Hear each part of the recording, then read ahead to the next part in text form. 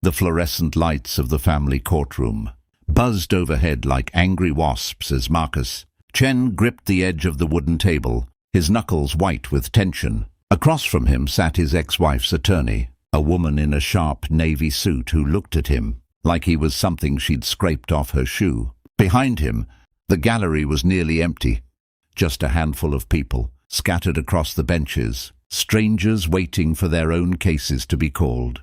Marcus had never felt more alone in his life.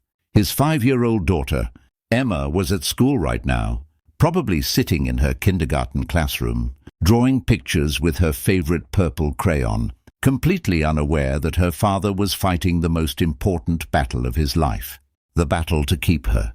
"Your Honor." The opposing attorney's voice cut through the silence like a blade. Mr. Chen works 60 hours a week as a warehouse manager. He has no family support system in the area. His apartment is a modest one-bedroom, where his daughter doesn't even have her own room. He feeds her microwaved meals most nights and relies on after-school programs and neighbors to watch her while he works late shifts. This is not a stable environment for a growing child. My client can provide a 2-parent household, a backyard, home-cooked meals, and her full attention. We're asking the court to grant primary custody to Mrs. Chen Rodriguez and her husband, who can provide the life this little girl deserves. Each word felt like a punch to Marcus's gut. He wanted to stand up and scream that those 60-hour weeks were for Emma, that every overtime shift paid for her dance classes and her new shoes, when she outgrew the old ones every few months. He wanted to tell them about the pillow fort they'd built last weekend, how they'd eaten popcorn for dinner and watched her favorite movie 3 times in a row, because that's what she wanted, and he'd give her the world if he could. But his court-appointed attorney, a tired-looking man named Richard who was juggling too many cases, had told him to stay quiet unless directly addressed. Marcus's ex-wife, Jennifer, sat on the other side of the courtroom with her new husband, Carlos. They looked perfect together, successful, put together, stable. Everything Marcus wasn't, according to that attorney. Jennifer wouldn't meet his eyes. They'd been high school sweethearts once, married too young and divorced by the time Emma was 2. It had been amicable at first. Jennifer had moved to another state for work, and they'd agreed Emma would stay with Marcus during the school year and visit her mother during summers and holidays. It had worked for 3 years. Then Jennifer remarried, bought a house in the suburbs, and decided she wanted Emma full-time. Judge Patricia Hendricks, a stern woman in her 60s with silver hair pulled back in a tight bun, leafed through the documents before her. Her expression was unreadable, but Marcus could feel his chances slipping away with every second of silence. "Mr. Chen," the judge finally spoke, and Marcus's heart hammered against his ribs. "I've reviewed the home study report. The investigator notes that while your apartment is clean and your daughter appears well cared for, there are concerns about the amount of time she spends in the care of others. Can you address this?" Marcus stood, his legs shaking slightly. "Your Honor, I work hard to provide for my daughter, yes, but Emma is my whole world. Every decision I make is for her. She's happy. She's healthy. She knows she's loved. I may not have a big house or a wife, but I'm her father and I'm doing my best." "Your best may not be enough, Mr. Chen," Jennifer's attorney interjected smoothly. "A child needs consistency, stability, and, most importantly, presence. How many school events have you missed because of work? How many times has Emma been the last child picked up from after-school care? We have documentation." "Objection," Richard said weakly, but even he sounded defeated. The courtroom door creaked open behind them, and Marcus heard footsteps echoing on the tile floor. He didn't turn around. He was too focused on keeping himself together, on not breaking, down in front of the judge who held his daughter's future in her hands. "Your Honor, I apologize for the interruption." The voice was deep, commanding, with the kind of authority that made everyone in the room turn their heads. Marcus looked over his shoulder to see a man in his mid-40s striding down the center aisle. He wore pressed khaki pants and a button-down shirt. But it was his bearing that caught everyone's attention. The straight spine, the confident stride, the way he carried himself that spoke of military training even in civilian clothes. Judge Hendricks frowned. "Sir, this is a closed hearing, unless you're on the witness list." "Lieutenant Colonel James Hendricks, retired, Your Honor, United States Army." The man came to a stop at the front of the courtroom and met the judge's gaze without flinching. "I served 3 tours in Iraq and Afghanistan, 22 years of service, and I'm here to speak on behalf of Marcus Chen." Marcus's mind raced. He knew that name, James Hendricks. He lived in Marcus's apartment building a few doors down. They'd spoken in passing, mostly friendly nods in the hallway. James was the older man who sometimes sat on the stoop in the evenings, reading paperback novels. Marcus had helped him carry groceries once when he saw James struggling with bags and a cane, an old combat injury, James had explained. But they'd never been more than casual neighbors. Why was he here?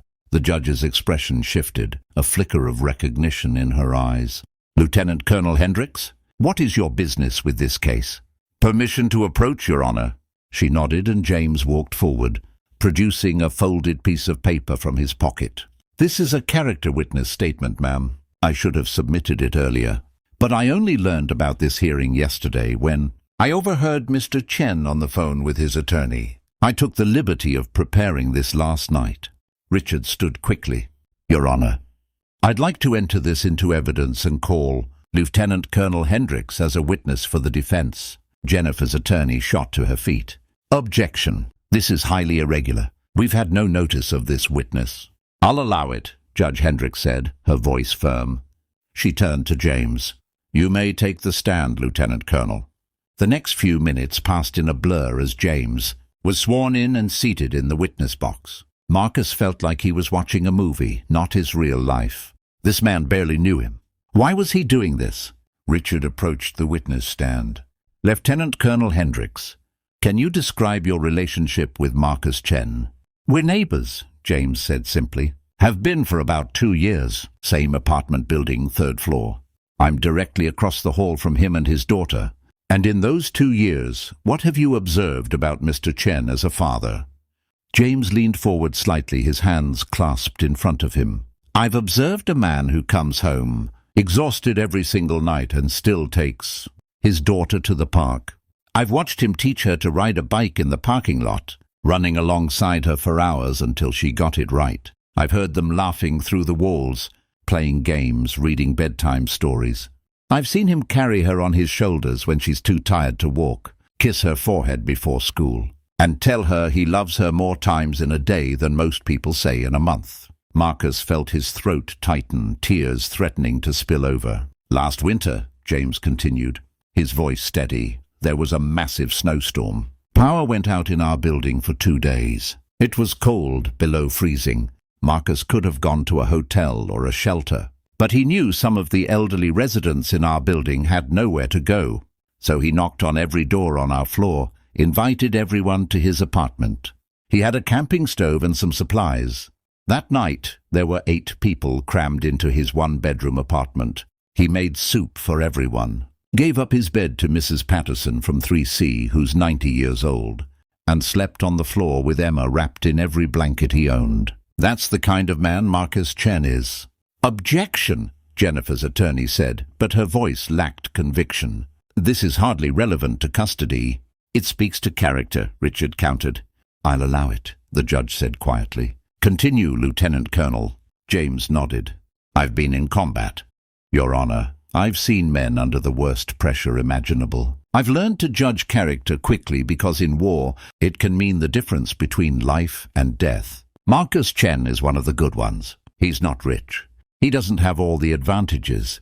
But that little girl, she has something money can't buy. She has a father who would walk through fire for her. Can you provide specific examples of Mr. Chen's involvement in his daughter's daily life?" Richard asked.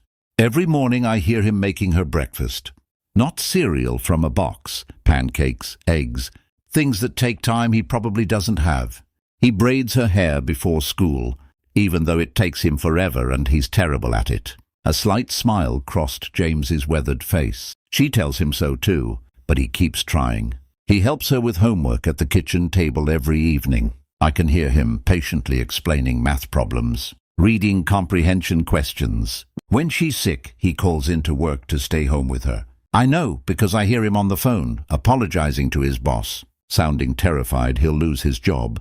But he does it anyway because Emma needs him. Marcus wiped his eyes with the back of his hand. He hadn't known anyone was paying attention. He'd felt so alone, so invisible, struggling every day just to keep his head above water. What about the claim that Emma spends excessive time with caregivers? Richard pressed. She goes to after-school care, yes. So do most kids with working parents. But Marcus picks her up as early as he can manage.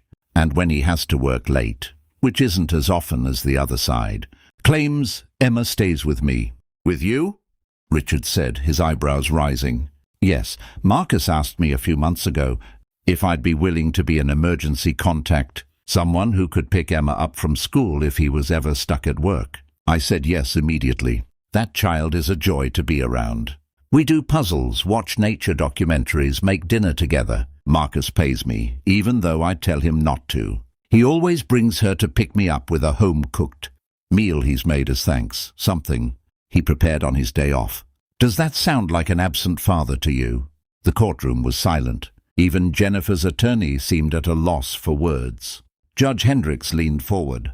Lieutenant Colonel, you've given quite a testament here. But I have to ask, why? You said you're just neighbors. You could have stayed out of this. Why involve yourself in someone else's custody battle? James was quiet for a moment, and when he spoke, his voice was thick with emotion. Because I was Emma once, Your Honor.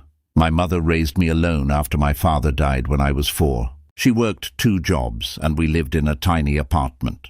There were plenty of people who told her she couldn't do it, that she should give me to relatives who had more money, more space, more help. But she fought for me.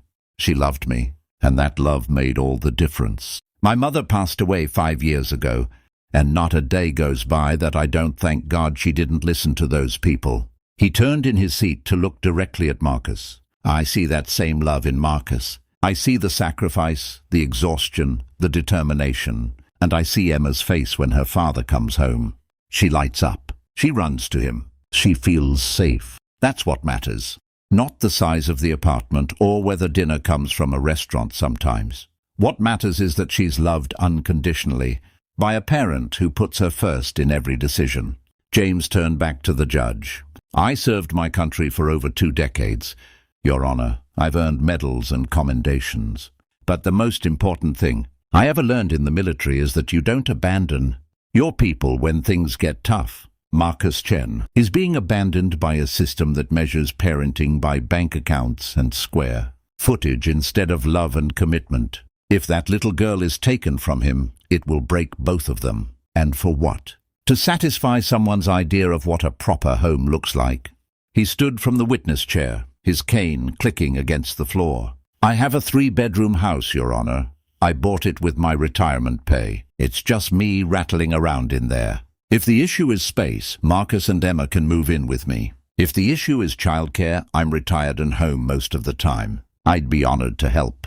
If the issue is that single fathers aren't taken seriously in this country, well, that's something we need to fix. But we don't fix it by punishing good men for not being perfect. The silence that followed was deafening. Marcus couldn't breathe.